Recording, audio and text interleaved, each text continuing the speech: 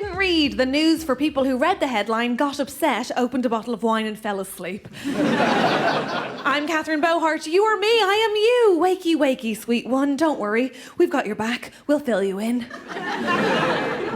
This show is a place where we will delve into a big story of the week. That's right. One story of the week. We are not afraid of commitment here. We are going deep, not wide. With each story, I will be asking how we got here, and you'll leave with a greater understanding than you had before and a couple of interesting things to say if asked your opinion. I love a story. I love gossip. I love people, and I'm a curious person. Yes, I said curious when I meant nosy. We're not going to worry about it. The problem is, I have no idea how people are keeping on top of all the news. When are you all watching Below Deck? And may I say, a lot of news is kind of boring. Sorry, inflation rates, if you're listening, my interest rate just plummeted. One for the dads, just there. If Christian Gurumurthy opened the news every night, cracking open a bottle of Pinot Grigio and said, "You are not going to believe what's going down in the Bank of England," I would never miss an episode. How have they not rebranded to Murthy Gets Messy with Merlot, right? I would watch that every single night. So that's what we're planning to do here. We want to tell you the news in detail, like it's hot goss, and we are all humans who need details and receipts, so that's the plan. So, how the hell do we choose a story? The Lionesses are back home, but who am I kidding? I'm a lesbian in London. I know, if anything, way too much about what's going on with them. It turns out all it took for me to learn what the offside rule is was for Mary Earps to stick her tongue out in high def. At the time of recording this, Putin's only comment on the death of Wagner leader Yevgeny Prigozhin in a plane crash near Moscow was, "He was a good businessman." There's massive speculation as to what happened, but I promised you a story I could give you details and receipts on, and we aren't likely to get them quickly from Russia. If I'm being honest, there's only one story I've been looking away from this week, like it's an eclipse and I don't have the right glasses, and that's Donald Trump and his current legal woes. Now, if, like me, you're groaning internally at the thought, bear with, because we've got you. We also have got an in-house nerd, I'm not sure how he'll feel about that title, who's going to explain why there's actually loads to this story, and it's also all actually very important. So, please welcome, joy of our hearts, it's Tom Neenan! Tom is a satirist and American obsessive. He was the lead writer on MASH Report. I quite liked that show. He was also the lead writer on Hello America, and he is the friend I go to for all goss on elections, and not just because he wears glasses and a cardigan on, ironically. Hi, Tom. How are you? I'm very good, thank you. Tom promised me this story was interesting. I promise you, it definitely is. Did you believe him? Yeah. Two of you. Okay, so far. That's okay. That's the audience we're looking for, actually. What do you not know? Okay. Yeah, okay. That's actually a question I can get on board with. Thank you so much. First of all, I don't know why this is still happening. Mm-hmm. I don't know how these charges are different to the charges before, or why it's taking so long for all the charges to come up. I didn't watch the debate because, can I just say, sorry, from my point of view, there are still too many characters in that show. It's like, you know the first episode of Drag Race where you're like, I don't know whose name I have to remember. I think, Tom, that you can't make me care about the story if it's not possible that he might go to prison. So I need to know that too, because I can't go through this all again if there's no chance he'll be punished. Trump has surrendered himself to these 13 counts, including the violation of Georgia's racketeering... Wait, he surrendered himself? He surrendered himself. Sorry, do you see how slowly you're going to have to explain the story Okay, to right, me? yeah. But I thought his whole thing was that he doesn't think that I guess it was just that he was stopping himself being arrested. Exactly. He didn't want the indignity of being put in handcuffs and his hands slipping out of them. That's what he was avoiding. He has like 19 co-conspirators. He does. It shocks me he even has 19 friends. Mm-hmm. Who are they? The other co-conspirators, Rudy Giuliani, who you might know from last year when he melted. We've all had a dye job go badly. True. A lady called Jenna Ellis, I don't know if you saw her mugshot, she was smiling and she looked terrifying. Was she the one who had her photo taken the same time as Giuliani? Yeah. Why do they look so fit? My favourite probably of the co-conspirators is a guy called Kenneth Cheesebro, because his name is Kenneth Cheesebro. It seems like we're having debates really early. Yeah. Where are we at in the process? Are we at judges' houses? Are we still at boot camp? What are we saying? Imagine if we're on The Voice Oh, we're switching shows? Yeah. Okay. Basically, if you're not facing the candidates, you hear them speak, and then you just work out if there's a way to make your chair sort of descend into the floor. Oh. That's where we're at the minute. Okay, so very early days. Okay. Are the Republican Party scared of him? I mean, I understand. Is it just that he's popular with people, or is it that he might run as an independent? I don't think we'll ever see him run as an independent. I think that running as an independent is seen as maybe not the most sensible thing to do, and it's not done by the most sensible people. I'm thinking the people most recently, sort of the famous independent candidates, have been people like Cornel West, Jill Stein, and Kanye. Right. And thank you for saying an example that we all knew at the end. Yeah. If he, for some reason, doesn't get the nomination to be the nominee for the Republicans. And that some reason being hell's frozen over, or just... Really? You're that sure? I reckon, short of a nuke hitting Washington, we are going to be seeing Donald Trump as the Republican nominee. Wow, don't tempt us. Okay. So the question, I guess, is then, does that really inform the fact that the rest of the Republicans are really vying to be VP? Except for the ones who aren't, like...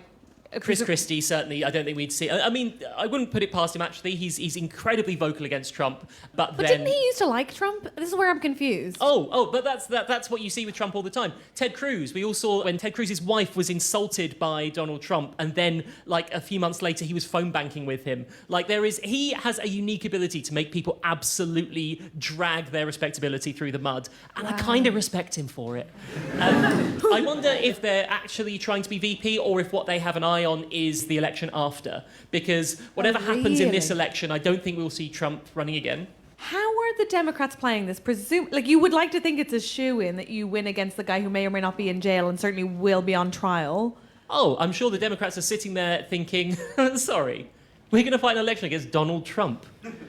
I think we're going to be okay. You know that thing they thought in 2016? And that all ended up... Is his trial going to be like Judge Judy on television? I think that it's the kind of situation where Donald Trump will fight as hard as he can to be on television, because that's how he... Yeah, did someone just woo that? Woo! More Donald Trump on TV. Of course he will. Yeah. That didn't occur to me. Like, most people would not want that on television, but of course he'll want it on television. Definitely, because he's box office. Do we know what's up with Melania? I assume she wants him to go to prison?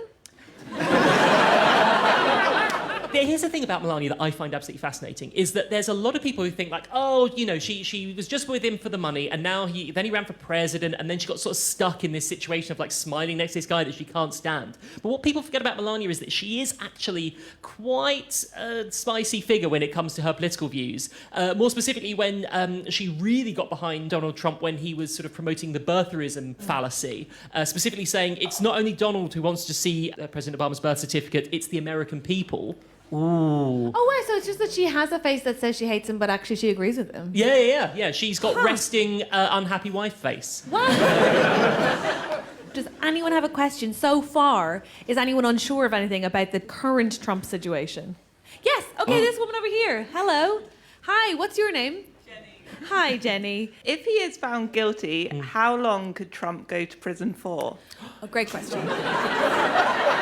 There are two answers to this. The first one is that the charges which he's currently facing in Georgia could see him serve around 20 years in jail. Gasps,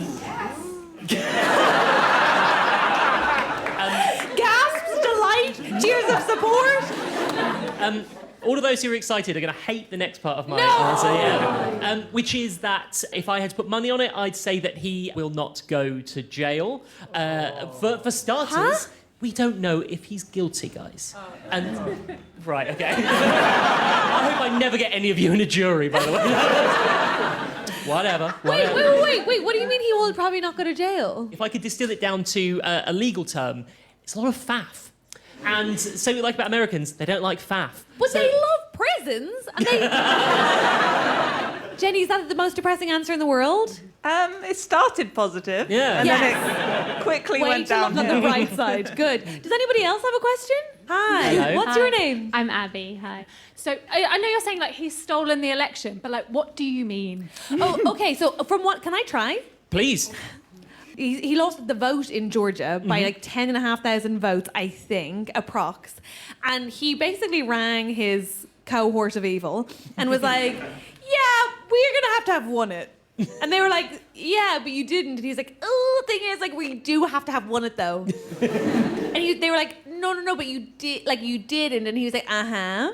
Mm-hmm. So how would we have made it so that I did? And that's, I believe, on tape. Mm-hmm. Number one, there's that. So actually trying to change the result and outcome of elections. And also encouraging a violent uprising on the Capitol. You remember that one, Abby? Surely. Yes, girl, Surely. yes. Okay, good. It's, we've all, like, had people who we work with who we don't like. Very few of us have sort of inspired a mob to try and hang them. I'm not saying no one in this room, but it'd be a minority. And, like, so... That's also what he's been up to. And the trouble with that one, and once again, I have to say, innocent until proven guilty, that one is on camera. Well, he did the tweets, didn't he? He's like, hey, don't mind what you're doing this afternoon, but say if it were like meeting on the Capitol, but with like, I don't know, I wouldn't say weapons. Then if you want to bring them though, that's up to you. That's just like whatever your vibe is. Hello, what's your name? Hi, my name's Maeve. Do the Republicans actually think that Donald Trump could win for them, or are they doing it for like publicity things? Because I know he's like the big name that's like, oh yeah, Donald Trump's going to go forward and try and be president. I don't know. I have been checked out since January 6th. Okay, no, so this is a really good question. This is the bit that actually I do know the answer to. Mm-hmm. He actually can win. Like, he could win. He's 37 points ahead as the candidate for the Republican Party because he is the by far most popular candidate. And there genuinely seems to be enough people who might actually vote for him that he could win the election. He is box office. There are people, you know, the Republican Party is basically now a cult of personality built around the game show host, which is terrifying, but also the reality that the Democrats now have to reckon with. And I don't think they are at the minute. And he is popular. He's just not popular with people that we necessarily interact with, but there's huge pockets of support for him, and I think we ignore that at our peril. I've got quite sort of dark there, so I will say, but he does have small hands, so there we go. Now it's time to head over to our TLDR special correspondent to take a look at the news sidebar. What's the story overshadowing that we might be hearing more about otherwise? Well, in all of the Trump madness, it's easy to forget that there actually is a current president of America, Joe Biden. So I thought, who better to ask to cover this topic than the most forgettable man in my life? It's Sunil Patel! Thank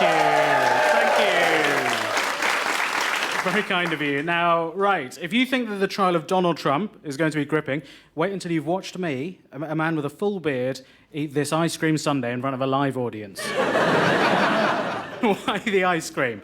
Right, well, being forgettable isn't the only thing me and Joe Biden have in common, okay? We also love ice cream.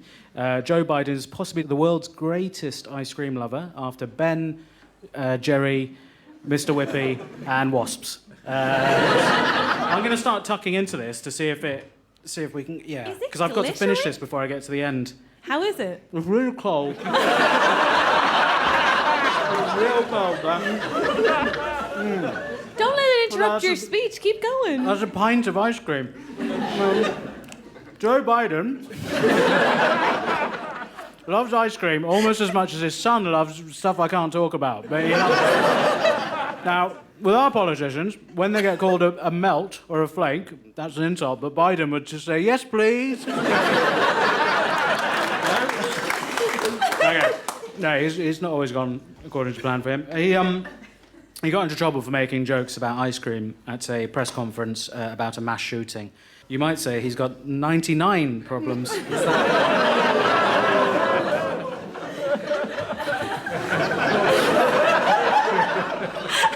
Well, I absolutely stuck the landing of that joke, so you can't complain.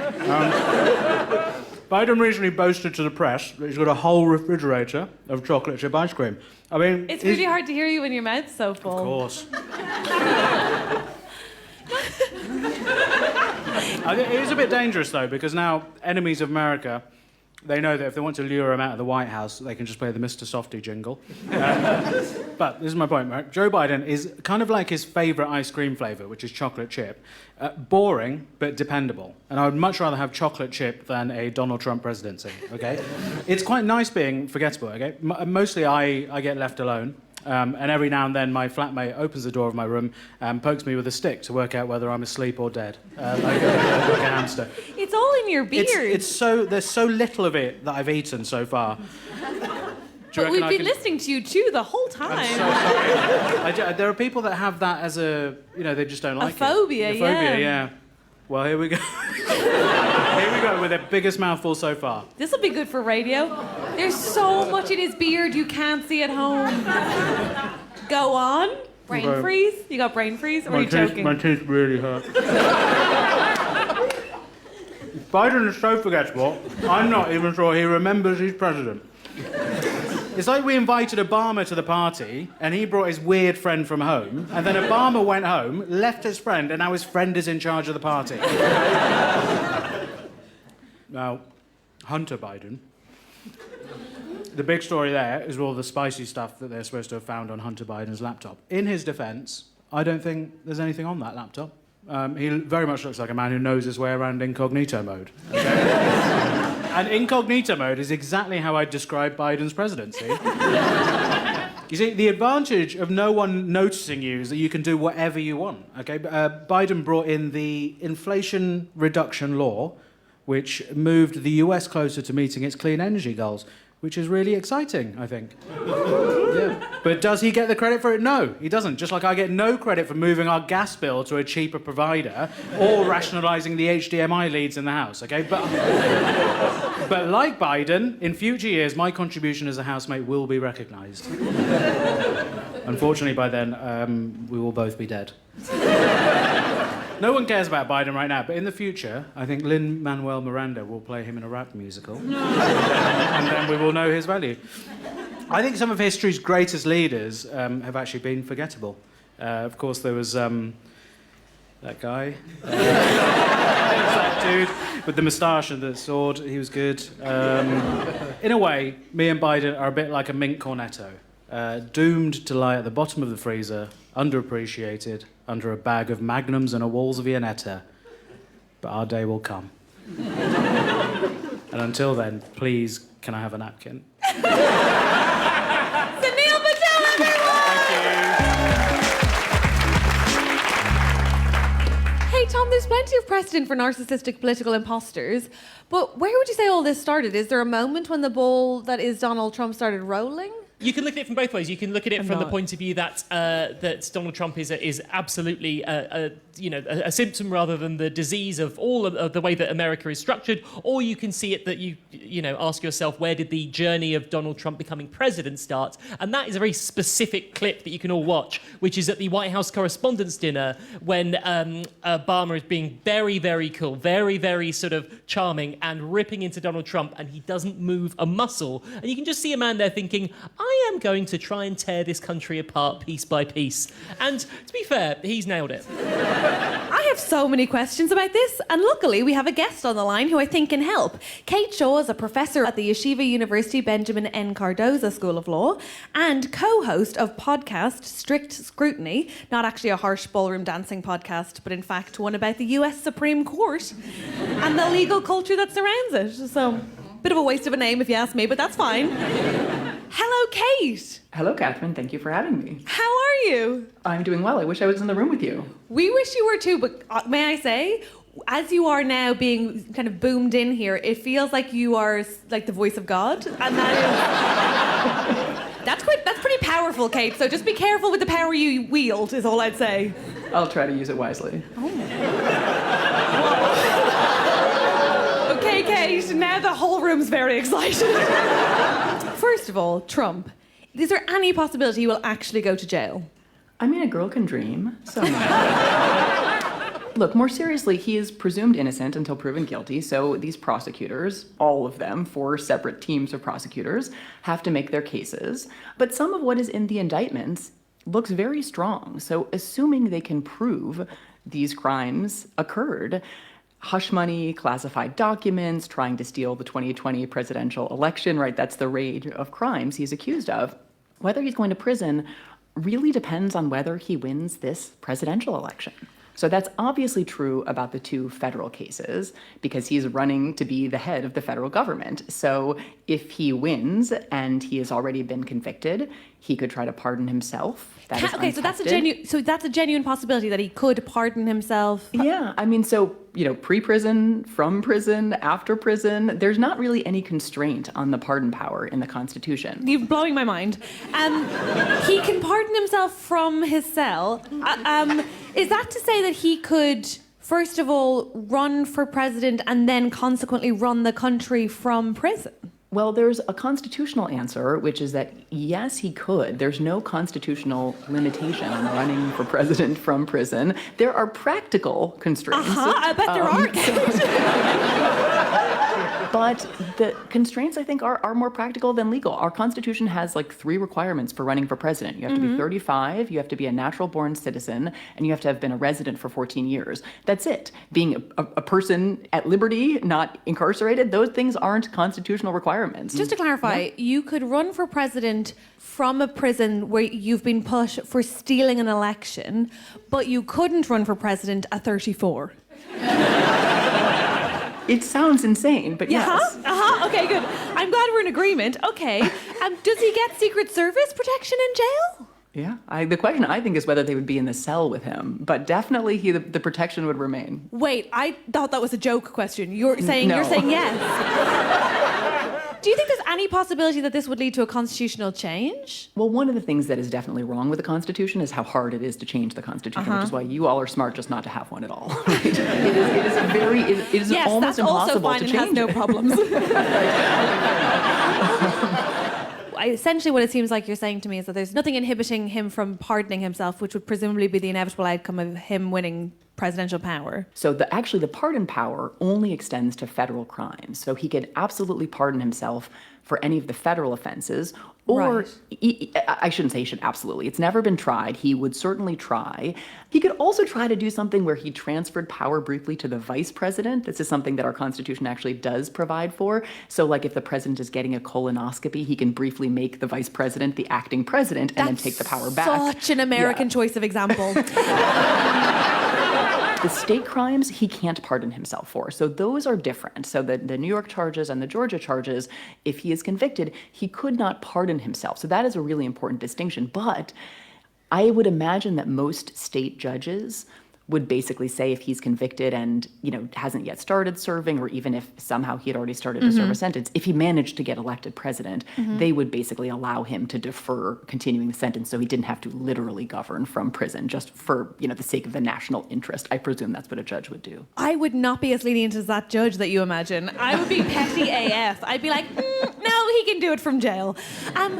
Do you think that if he is found guilty and he has the capacity to run, do you think that these court cases will occur prior to the 2024 election? I think there's definitely a chance. The case that is the cleanest and sort of, I think, could be ready for trial is the classified documents case that's right now scheduled for trial in May of 2024. So, definitely before the November election. It's just pretty straightforward. The evidence is the documents. There's a lot of recorded information that makes clear that he took the documents, that he bragged about the documents, that he tried to conceal having the documents. But I guess I would say the 2 federal cases, there's a real chance they could happen in the spring of 2024. And maybe the New York State, that's the hush money payment case involving the adult film actress. I think that one's a possibility too. Well, I got nervous after you with the colonoscopy response, so. Yes. I think we can sometimes be quite nihilistic about British politics, but this is worse. And I mean, the fact that it's that there's a genuine consideration that a likely guilty of federal crimes president will rule before a woman does is fascinating. Do you think that there will ever be an acceptance of his guilt even if he is convicted? Is that something that you feel like you have any sense of a measure on? There is a strong contingent, right, of the kind of Republican base that seems kind of unwilling to ever accept that Trump can do any wrong, So I think that for the kind of hardest of hardcore Trumpists, no, probably they'll never accept any wrongdoing, even if there are convictions. And those convictions would be rendered by, juries. But I think that, it looks like even all these charges have only sort of locked in his support among, again, his sort of hardest of hardcore supporters. That's not a majority. It's not even probably a plurality of the American public, but it is sort of the Republican base. And I think for them, probably the verdicts will make no real difference. But again, a girl can dream. So it could be that seeing him, held to account, maybe that will mean the kind of bloom is off the rose, and maybe that will change sort of public perception of him. But